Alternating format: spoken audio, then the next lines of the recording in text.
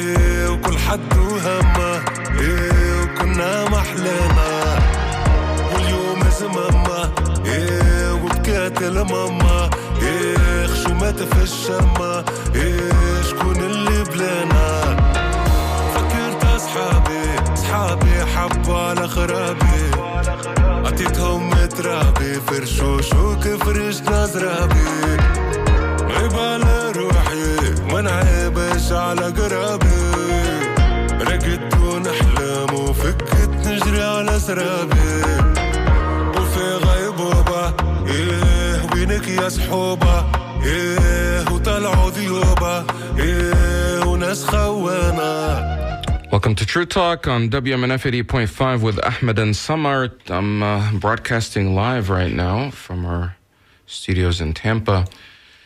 Well, a lot is happening, like every week. A lot has happened as far as the Middle East is concerned and Palestine. Mike Huckabee has been finally confirmed as America's ambassador to Israel. A horrible, horrible choice, in my opinion. This is a guy that goes around and says there's no such thing as a Palestinian and there's never been a Palestinian people, just completely erasing an entire people. The one thing that we often hear from anti-Palestinians, anti-peace, pro-Israel Zionists is that, Palestinians or Arabs don't recognize Israel's right to exist. You have Mike Huckabee and others like him that simply don't even believe that Palestinians ever existed, that it's made up. There's no such thing as a Palestinian. This is what they go around saying and believing and acting out on. And when it comes to specifically to Mike Huckabee is a Christian Zionist extremist. He is a believer that in order for Jesus to return, that the state of Israel has to be established. It doesn't matter at what cost, doesn't matter how many people they kill, it doesn't matter how much genocide, Holocaust, ethnic cleansing happens to those people, as long as that the state of Israel exists, that way they can somehow expedite the return of Jesus. This is how screwed up and how fanatical these people are, that they've been somehow misled to believe that Jesus needs the help of people like Mike Huckabee and other Christian Zionists to establish Israel at all costs. And, in another way, that God somehow needs their help to get something like that done, to return Jesus to the world. They believe in these, end of time scenarios where once the state of Israel is established, they believe Jesus would return. And then, if the Jews that live there, if they don't convert and become followers of Jesus, they will be destroyed or they'll be killed or vanished or punished So in the end, they're not pro-Jewish. They're definitely anti-Jewish at the end. They're anti-Semitic. However, they're pro-Israel. How does that work? And that's something that Samar and I constantly repeat on the show. Being pro-Israel does not mean you're pro-Jewish. And you see this now, this convergence between anti-Semitic, white supremacist, fascists that are pro-Israeli. And somehow, pro-Israel or leaders in Israel are welcoming those relationships and that type of support. Because even though they know in Israel, the leaders there know what Mike Huckabee's beliefs are, they say, well, we'll get there at the end. We'll see what happens. For now, it's a marriage of convenience for mutual interest to eradicate and remove the Palestinian people off their land, and that they're doing. And Samar, who is a Palestinian American, who has been displaced from her native land, her family she was born outside, and is and somebody that constantly talks about that is my co-host, and she's with me now. Samar, you heard my rant about Mike Huckabee becoming the ambassador of the United States to Israel. How do you feel about that?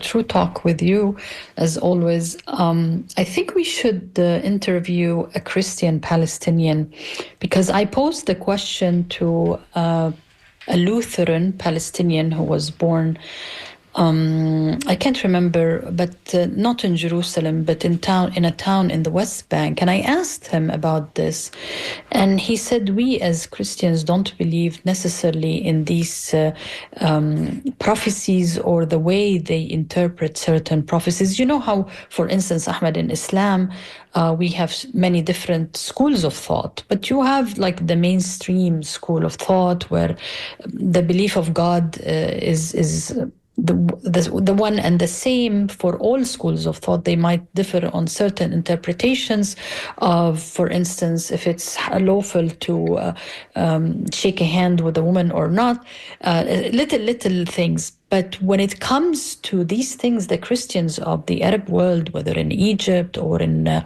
Sudan or in Palestine in particular, they see these things as very dangerous and threatening, actually, to their churches.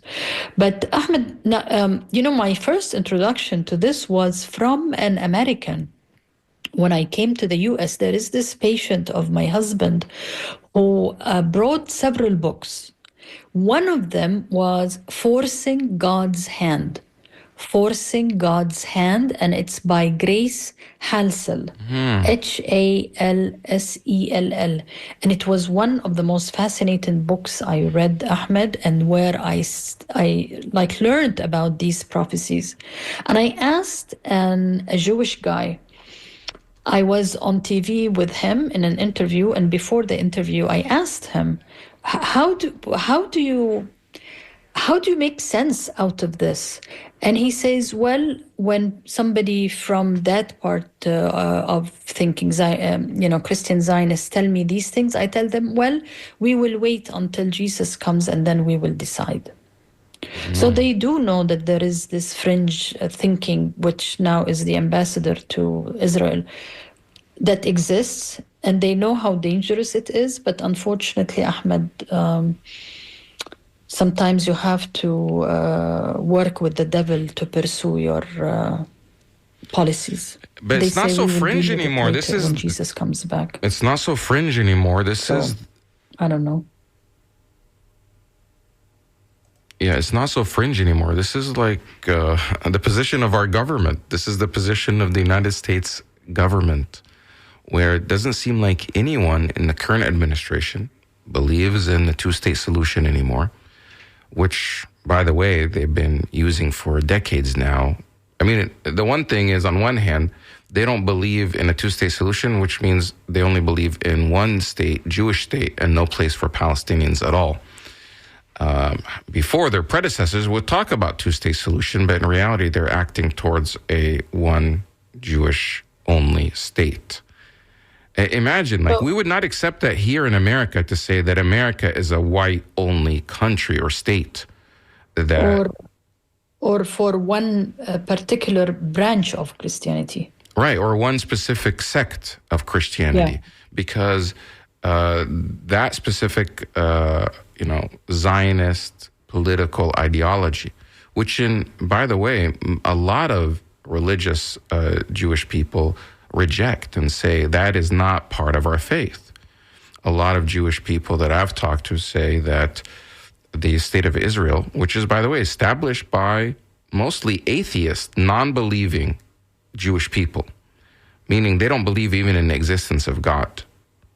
And most of the leadership in Israel, a lot of them, since its establishment, do not believe. They're atheists. They don't believe in God. They're ethnically Jewish, but they're not religiously believing Jews. Now, of course, there are those Orthodox Jews that believe in God, that are practicing and Hasidic and other sects. However, the people that established the state of Israel were not believers in God. However, they often, claim that God promised them their land, the same God they don't believe in, which is just crazy. No one hearing this should say anything about, Ahmed and Samar are being anti-Semitic. We're not. We are Semites ourselves. We're from the Arab world. Samar is a Palestinian. I'm Egyptian. By definition, we're Semites. We happen to be Muslim, and we respect and honor and the Jewish religion, the religion of Judaism, the followers of Moses. However, the people that are carrying out this genocide in Gaza now are not any of that. They're not practicing what's in the Bible or the Old Testament or the Torah. Of course, there are these verses that are in the Old Testament to go out and, destroy everything that breathes. I don't personally believe that that's what God intended. However, that's what they're carrying out. Another thing that happened, by the way, Samar, I don't know if you have any money in the stock market, but it's just on it's just on a this is on like a roller coaster. People are having heart attacks because of this. Yesterday was supposed to be one of the biggest rally days in history. However, right now, opening up, it's already down 1,200 points. The Dow is. NASDAQ is down 4%, and there's a sell-off that's happening right after they said that, Trump put a hold on a 90-day hold on the tariffs. The funny thing, it's not funny, but it is also causing trouble in stocks outside the U.S. So, for instance, I do have a very small stock, like actually my family, in a pharmaceutical company in Jordan, but they trade their stock in the British stock exchange. And that thing is going up and down, up and down, up and down, and without any particular reason except that whenever Trump says something, it really affects other markets. I am looking at our retirement. So one day it's in red, and one day it's in green, and I keep up, and it's really. I don't know what to say anymore, Ahmed. Because between Huckabee being is confirmed as is going to be the ambassador. A guy that negates the existence of actual people, that when he's like driving or going from one area to the other, or he might have somebody work in the embassy. He doesn't believe that this person exists. That this Palestinian doesn't. Which is the ultimate form of racism, bigotry, the ultimate form of hatred. When you deny an entire people and say they don't exist. What do you say? These 6 million people that are within the West Bank and Gaza and occupied lands, and the millions of diaspora that are outside, the people that were kicked out and pushed out, forcefully displaced during the Nakba when Israel was established by force. These people already lived on the land. Who are these people? What do you He's say gonna about the Palestinians that are mentioned in the Bible? I mean, come He's going to on. be interacting with them, Ahmed, because whether he likes it or not, the Palestinian Authority is there and the U.S. has relations with it. They The cleaning think, lady in the embassy might be a Palestinian. They do not exist in his eyes, and that's the guy who is going to represent America, the democracy.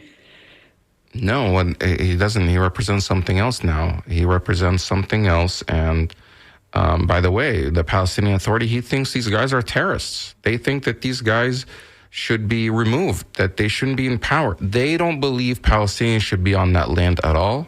They think they're an obstacle to the establishment of something called Greater Israel, and that needs to be created and established in order for Jesus somehow to return, as if Jesus needs their help. Like, hey guys, help me out. I'm waiting for my return. You guys are not working fast enough. You're not killing enough people. Get them off the land as soon as possible because, their kingdom of God has to return.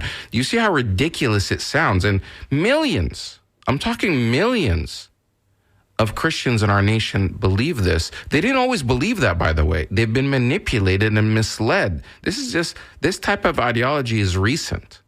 This Christian Zionism has not always been there. I mean, Christians have been for years persecuting Jewish people throughout Europe, in the United States.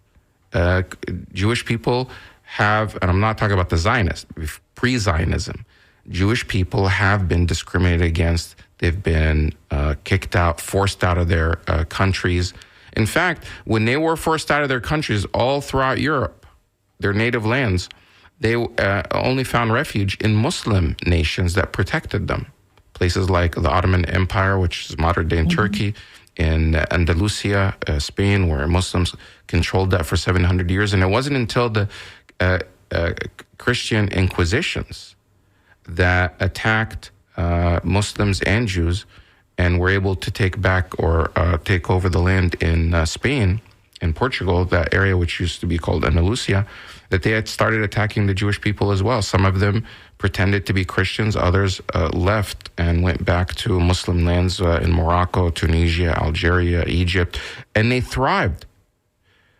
Most Jewish historians will tell you the golden age, the golden era of Judaism, of Jews throughout that time was during the Muslim rule. Sephardic Jews, Mizrahi Jews, other Jews. It wasn't until the Polish, Russian, Ukrainian, Eastern European Jewish community came up with Zionism and said, we need a country of our own and we're going to fight back. And then, it led to the establishment, and they chose to go to Palestine in a country. They said God promised us that land, even though those people were atheists.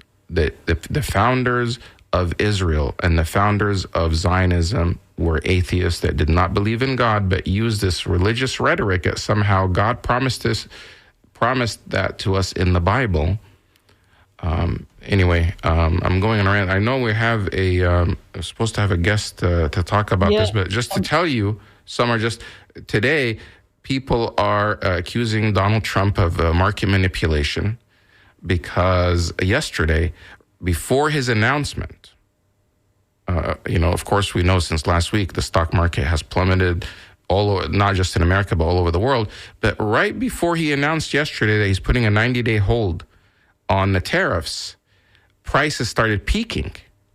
Meaning some people just started, the prices started going higher and higher and higher before his announcement. And as early as I think 9:30 yesterday in the morning, he posted on Truth Social, the same platform that he owns, social media, that it's a good time to buy. That's all he said, hinting to his followers, buy, and they started buying. Why didn't you tell me, Ahmed? I did not know. I'm not on Truth Social. And I don't follow him. So they said it's a good time to buy. And guess what? Buying they did. And then there's a video of him standing in the end of the day yesterday in the White House, in the Oval Office with some billionaires. And he says, this guy did pretty good today. He made $2.5 million. And this guy made $900 million in one day. Imagine if Obama was the president and he was doing this. Market manipulation is illegal. Insider trading is illegal, literally. They plummeted the stock market only to buy it low so they can bring it back up, and then they sell off and they make that much money. It's just like a heist. And Okay, people are just sitting there watching. Like, this is not normal. This is not normal. And, it's many I don't people, think there is anything normal, Ahmed, with this administration. And I'm not saying this because I am pro-Democrat or pro-Republican, or it has nothing to do with anything except that really I do not have logical explanations of many things that take place in the White House. For instance, I think we might be able to play the part of yesterday or the day before when he met Netanyahu. Trump met Netanyahu. Yeah. And still he insisting on he's taking this amazing real estate. Like, my God, this is a country of thousands of years old. I mean, people ask me. But he did say in the comment, he said, well, of course, and then Netanyahu was taking a softer tone, saying something like, well, of course, the Palestinians have to agree to it. No one is going to force them. They have to, they voluntarily leave. We just open it up. They have a different tune, but of course, he looks like he's lying. But Ahmed, I want to tell you something. I have been to Gaza. Okay, my mom lived her life in Gaza. My uncles, I have cousins, okay, distant cousins because all of them had to flee. Okay, it's just sand and beach. It's not like mountains like Lebanon. And for instance, Lebanon is very, very, very unique because you can be sitting on the top of the mountain in the snow, and you are actually looking at the Mediterranean and people are swimming. It's a very tiny country, so you can see that. With Gaza, it's mom's land. There is history, there is belonging, but it's not a very unique. It's on the water, right? It's on the water. It's on the water. It has a great geographic location, but the way he is looking at it, as if he thinks it's Miami. And oh my gosh, I have a golf course. I can have a golf course on the Mediterranean. And something put it in his head, or he had a dream, or he was hallucinating or something. But it's not like Switzerland, where he would be so dying to buy it or take it. Or looks you know like what I'm trying to say? I don't even know what I'm trying to say. It's a beautiful area for the Palestinians, for people who belong to the land. Yeah, but I mean, if he demolishes everything and rebuilds it, and you have, I don't know how many kilometers or miles it is on the waterfront of the Mediterranean, it's something like maybe 25 miles. Not even that, Ahmed. It's not even that. I mean, if you look at the Red Sea and the Mediterranean and the north coast in Egypt, it's 600 times nicer, and the water is better and more space. Well, there is all that natural gas off the coast of Gaza. Exactly. When we look at natural resources, that's a different story, and he's not talking about he's just talking about a real estate. No, it's not. There's nothing unique about it from a real estate point of view and vantage. Okay, it's not like hills and mountains overlooking the Mediterranean. No, it's flat. Okay, little water resources. The soil has been destroyed and needs rehabilitation, and the water needs rehabilitation. It's the gas, but he's not saying that. Huge difference. If he says these things, Ahmed, then people will start to realize this is a colonial project. I was correct. I looked up how long is Gaza's coastline. It's 25 miles, about 40 kilometers long. Yeah, not big, not that big. It's not huge, of course, compared to, Egypt, for instance, or Libya. Let me see. Yeah, Egypt. Libya. I think, I'm not sure if Libya or Egypt has the longest location on the Mediterranean. Well, I mean, he's used to flatlands.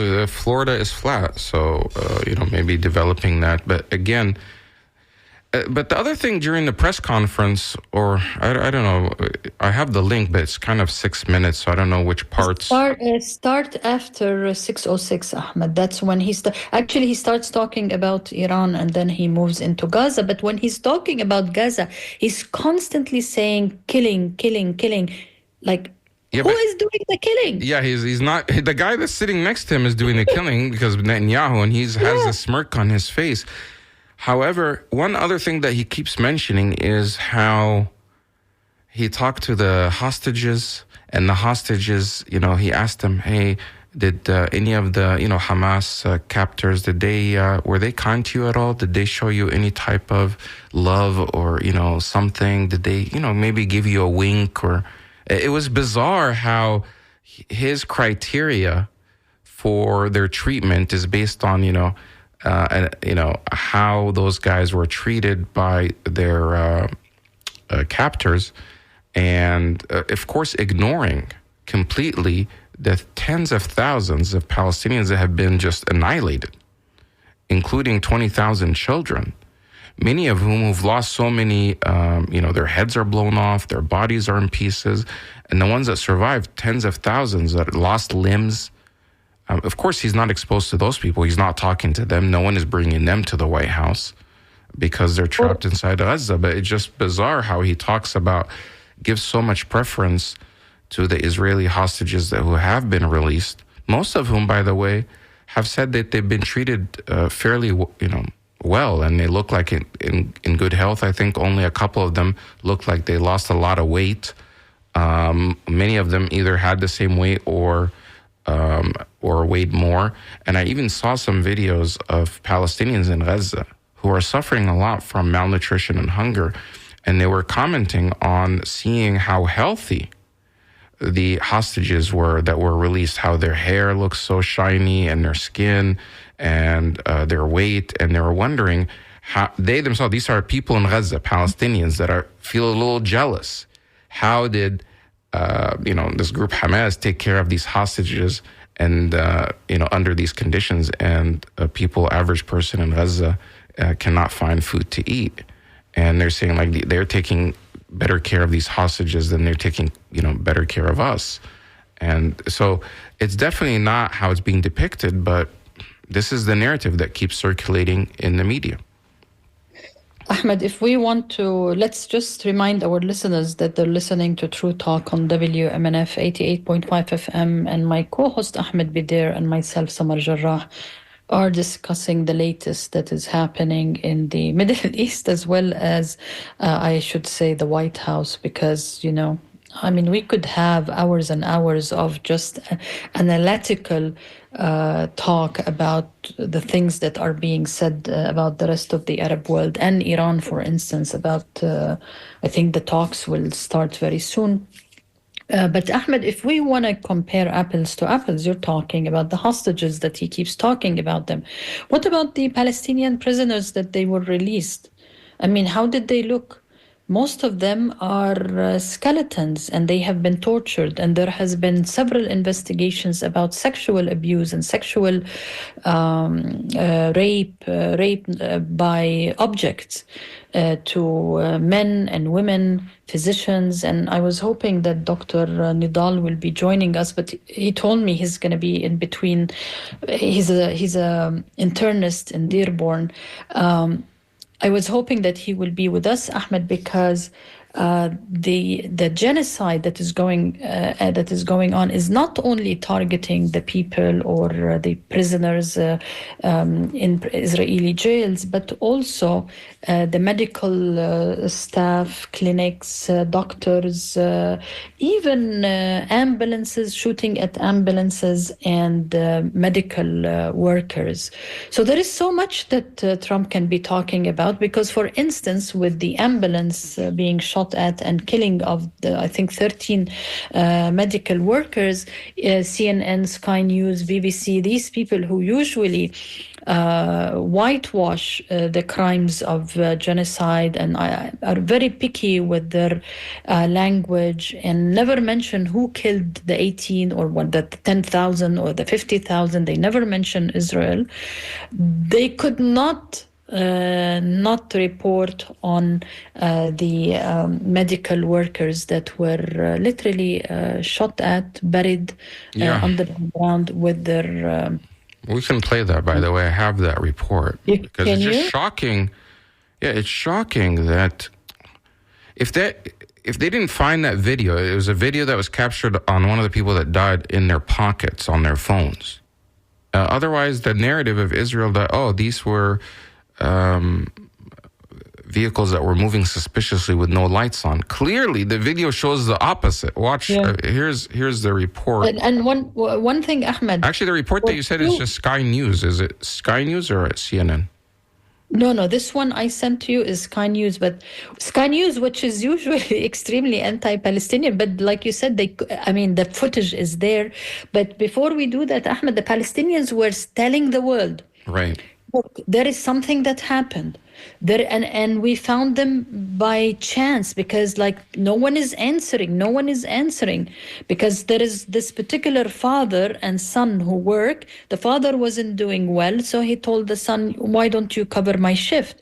So the father knows that his son went to that area, let's say. So he kept calling his son. Then he's decided to go and look for them, and then they found, as if like a huge area being dug and undug. Mm-hmm. They buried the ambulances themselves. Wow, covering up the entire crime scene. Yeah. So it's not only just, they didn't take the bodies out. No, that's and why bury them. They buried them with the ambulance. So when the Palestinians started asking questions through the Red Cross, they said, we covered the bodies because we were afraid that the dogs and vultures were come and eat them. And then they said, okay, so why did you bury the ambulances? And there was no answer until these footage that you're going to show, some of it, people are going to listen to it, reached New York Times. And I think they could not had no choice there. They had no choice. They had to. And then, but yet, they don't clearly say who did it. This is what's so frustrating. So I'm seeing more and more of these reports of Washington Post, New York Times talking and showing sufferings and the death of Palestinians. But the headline's always missing something that's very obvious. Who did it? They say things like Palestinians died or Palestinians killed. In worst day, whatever, but they don't say that Israel did it. It may be buried inside deep in the article, but it's not in the headline. However, when it's the other way around, it's always Palestinians, Hamas, Muslim. They identify who actually carried out the crime. But here is the report, basically. Of how the new footage of aid workers killed in Gaza contradicts Israel's account of deadly attack. It's a contradiction, not a cover-up, not a crimes against humanity. It's just really, really sad. Here it is. Workers in Gaza that contradicts the Israeli military's version of the strike on an aid convoy.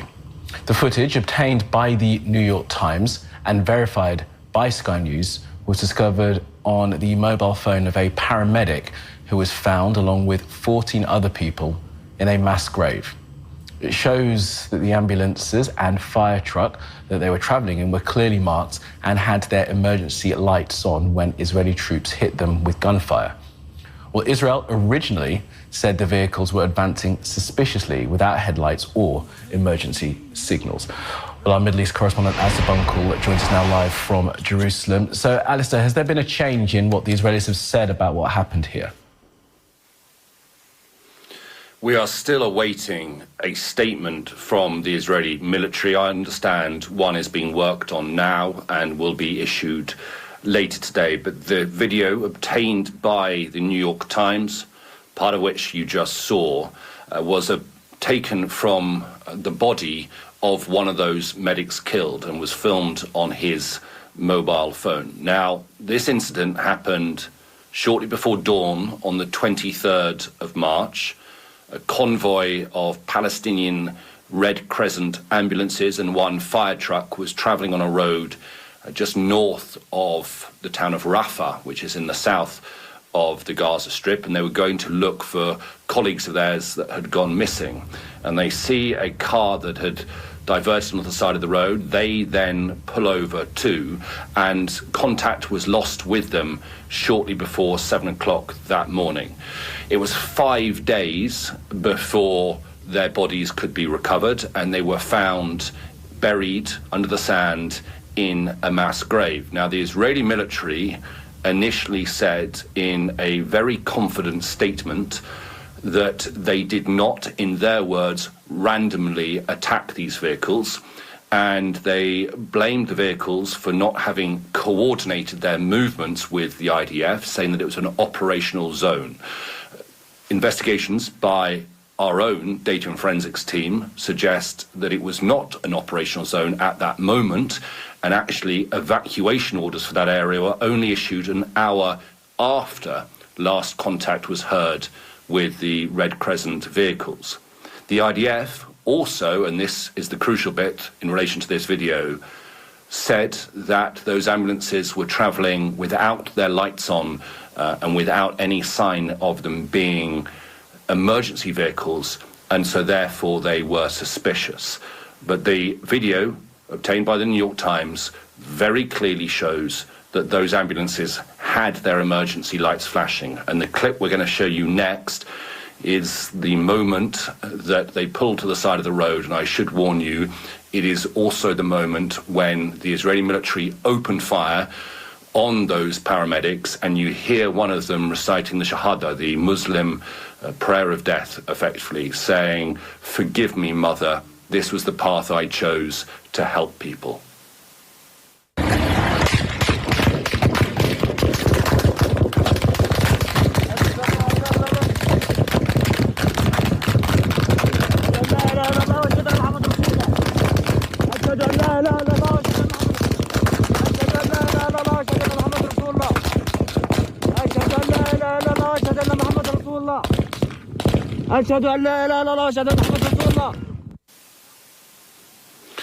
Well, this video was shown to the United Nations Security Council yesterday, we understand, and was passed to the New York Times by an unnamed diplomat.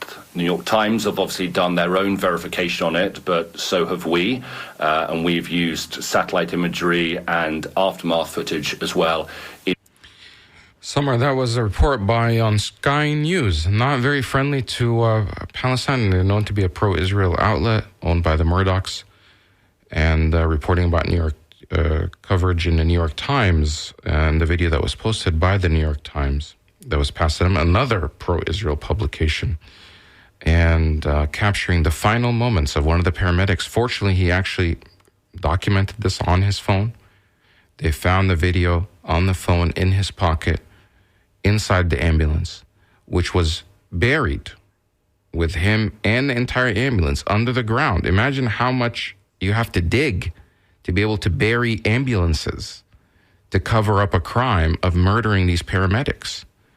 And his final moments when he's saying, Ashhadu an la ilaha illallah wa ashhadu anna Muhammadan Rasulullah, basically translates to, I declare that there's only one God and that Muhammad is his messenger.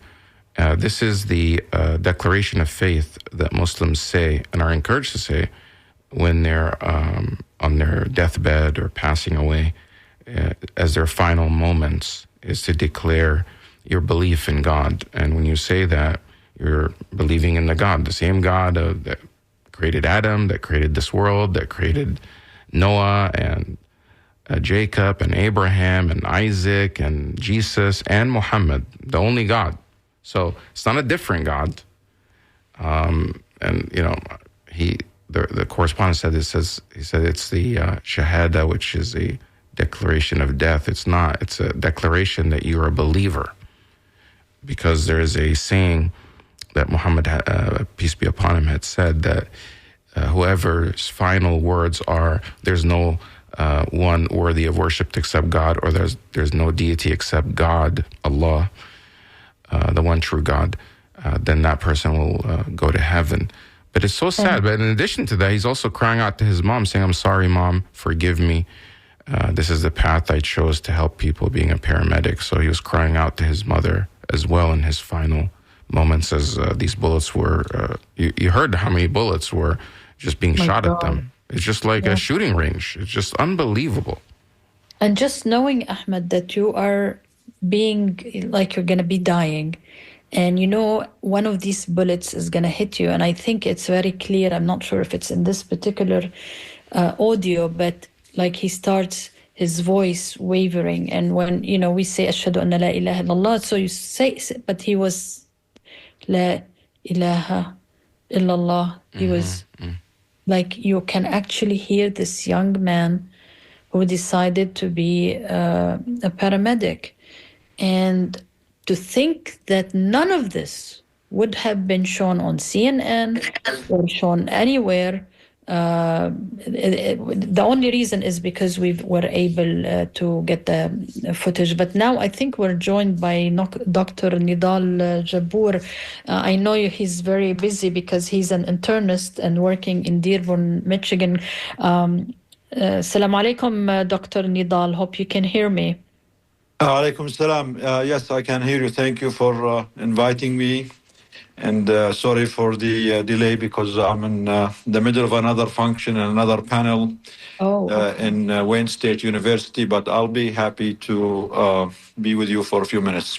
Okay, that's wonderful that you can make it. You are a co-founder of Doctors Against Genocide. What is this organization, if you can tell us about it, Dr. Nidal? Doctors Against Genocide is an organization that was founded and actually conceived even before October 7, because we realized that as a medical community and the healthcare community, we have an obligation to protect life beyond the bedside and beyond the hospitals. We realized that the politicians are failing their job of making peace in the world and protecting the lives of people. And we as a medical community swore an oath to protect life and to do no harm and to be the defenders of the people, the defenders of the weak whenever we can. And we realized that we can save more lives by solving conflicts peacefully, by solving conflicts before they escalate into violence and mass murder. And in medicine, we always value the concept of prevention. Prevention saves more lives. And if we can save few lives by sending a medical mission here or medical mission there or doing a surgery here or there, we can save thousands and thousands of lives by solving conflicts, by making peaceful resolutions, by advocating, by lending our voice, pressuring our officials, our governments, our politicians to do the right thing, to prevent genocide, stop war crimes, crimes against humanity, stop wars.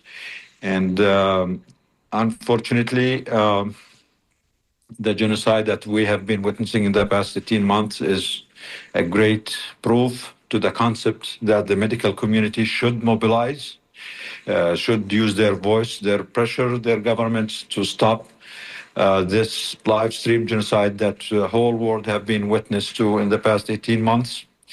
And we think that if we can have a ceasefire, we can save more lives more than anything else that we can do. And we think a ceasefire, ending the genocide, holding the perpetrators accountable is the most consequential, the most urgent, the most important medical intervention. And that's why we are advocating for this. Doctor, I want to ask you, as a group and as a physician yourself and somebody who follows the news, isn't there a particular targeting of the healthcare sector in Gaza, the kidnapping of doctors and the assassination of doctors and nurses, and the targeting of clinics, hospitals, ambulances, and the latest killing of the medical workers? Is there a systematic genocidal attempt by Israel to wipe out the medical facilities in Gaza? Yes, absolutely there is. And this is what makes this different from a regular war. That's the difference between a genocide and a war. In war, usually the arms fight each other, but they do not attack deliberately the healthcare infrastructure, the healthcare workers, or the civilian infrastructure because they only have military goals to achieve. But when it comes to genocide, the goal of the genocide is to destroy the society and to destroy all institutions that maintain the society, whether it's the universities, whether it's the schools, whether it's the civilian infrastructure, the water infrastructure, all the healthcare infrastructure. So the attack on the healthcare system, the hospitals, the doctors, the healthcare workers, the paramedic is intentional, is deliberate. It is meant to destroy the hope and to destroy the people, the same people that are there to save the children, to save the wounded, to save the victims. There was a saying, I think, from the time of the war in Syria that killing a doctor or a healthcare worker is more impactful on the society in a negative way than killing 100 soldiers. Because killing doctors, killing paramedics is not just killing the person himself and his expertise, it's also depriving the society of their services, that these people will not be able to help many victims to come, will not be able to help the society and treat the wounded and treat the sick. So it is intentional, it is deliberate, it is part of the genocidal system to destroy the people in the society who help the society survive, whether it's the healthcare system, whether it's the professors, whether it's the intellectuals, because the genocidal entities, genocidal armies know that once they get rid of these people, the regular people who don't have the skills to survive or to rebuild the society will not be able to do so. And that's why it will be easier for that genocidal country and genocidal army to get rid of whoever is left. So the attack on the healthcare system is to kill hope and to kill and to deprive the society of those people who are there to help them. And we hear this many times from our people in Gaza, especially in the north of Gaza. They say many times that we always look for the lights in the hospital. As long as the lights in the hospital are on, we feel little safe. We feel there is some hope that we can stay. And if we get bombed, at least there is a place for us to go to. But once... Dr. Nadal? Yes, Sorry about that. But once the lights go off, we lose hope. And we move on. Dr. Nadal, I know I'm this sorry, is doctor, emotion. that you have to go through this pain again because you are very closely monitoring what is going on. So I can understand your sentiments and your tears. I know my co-host wants Yes. to ask you. Go ahead, yeah, Ahmed. Thank you for being with us, Dr. Nadal Jabour from Doctors Against Genocide. And I know this is an emotional time, and I can tell from your voice how this is having an impact on you. You're joining us from Michigan, where you're participating in another talk. But in the background, I heard some ambulances, and I wanted to ask you about this recent attack on ambulances in Gaza, where the ambulances were attacked by the Israeli military, and not only that, they were buried, the people that were killed inside and the entire ambulance underground. And it wasn't until they were able to find a video that was on one of the phones of the people that were killed that they showed the truth about what happened. But all along, Israel had said that these people were moving suspiciously, that they were not coordinating, the ambulances did not have lights on. What do you make of this? What's your reaction? I mean, something that's so blatant, so obvious, and proof of what Israel is doing. How are they getting away with this? First, what's your reaction to it? How are they getting away with this?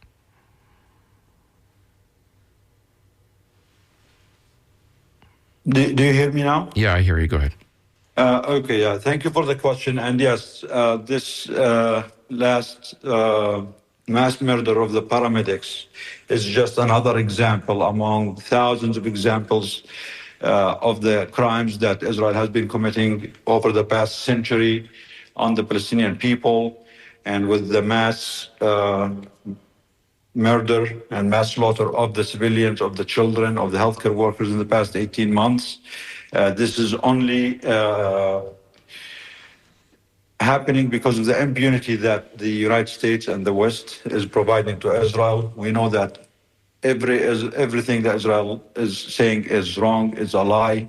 They know they are lying, but they know that they will get away with it. They have been able to get away with genocide for over the past century, and for them, this is just a continuation of what the United States and the West have enabled them.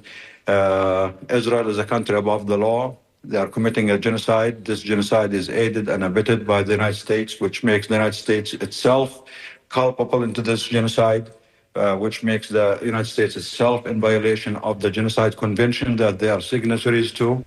It puts all of us as Americans on the wrong side of history.